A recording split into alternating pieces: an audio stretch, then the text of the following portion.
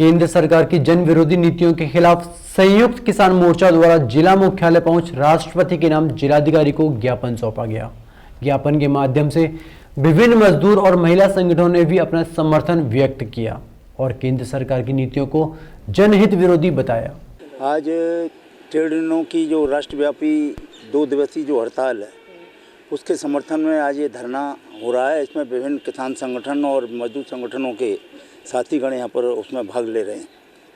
ये राष्ट्रव्यापी जो हड़ताल है उसके पीछे मुख्य कारण है कि केंद्र और राज्य सरकारें पिछले काफ़ी दिनों से निजीकरण, उदारीकरण और भूमंडलीकरण की नीतियों के तहत किसानों मजदूरों की ज़िंदगी पर आए दिन नीतियाँ बनाकर हमले कर रही हैं। एक तरफ इन्होंने इस सरकारी जो क्षेत्र है यहाँ का, जिससे पूरे देश का एक बड़ा निर्माण हुआ था, जिन्हें हम नवरत्न कहते थे, बीमा, बैंक का, आपका टेलीफोन, आपका जो है भेल, जो बिजली का कारखाने वगैरह थे, उससे पूरा देश जो है एक तरक्की के रास्ते पर गया था और हम खड़े हुए थे, स्वावलंबन की स्थिति थी।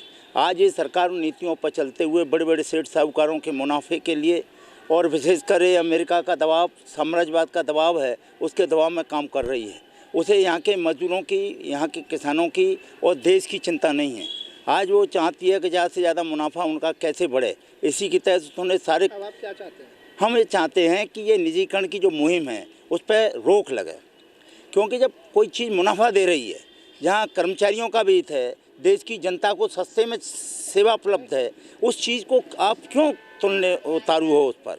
हमारी जो है पूरी जहाज़ का जो पूरा मामला था वो पूरा का पूरा प्राइवेट में चला गया। रेल को भी अब यहाँ शताब्दी ट्रेन को बंद किया जा रहा है, वंदे भारत को लाया जाएगा। वंदे भारत को जो है ये देश के बड़े बड़े सेठ जो है चलाएंगे और चलाएंगे, वो ज़्यादा किराया वसूल करेंगे और जो है यहाँ से मुनाफा कमाएंगे। जनता को नुकसान होगा और कर्मचारियों को जो उनकी नौकरी चली जाएगी, दोनों को खतरे में। इस हमारी मांग है कि इस पर रोक लगाई जाए, यानी जितनी भी और कर्मचारियों को जो पेंशन की जो सुविधा थी पुरानी, वो सुविधा पुनः बहाल किया जाए और साथ ही साथ किसानों को संयुक्त किसान मोर्चे से जो दिल्ली में इस बात का समझौता हुआ था वो भी इसी में है कि जो इन्होंने कहा था हम MSP के लिए कमेटी बनाएंगे, किसानों को समर्थन मूल्य जो मिले फसल का और उस पर खरीदो, इसके लिए कमेटी बनेगी।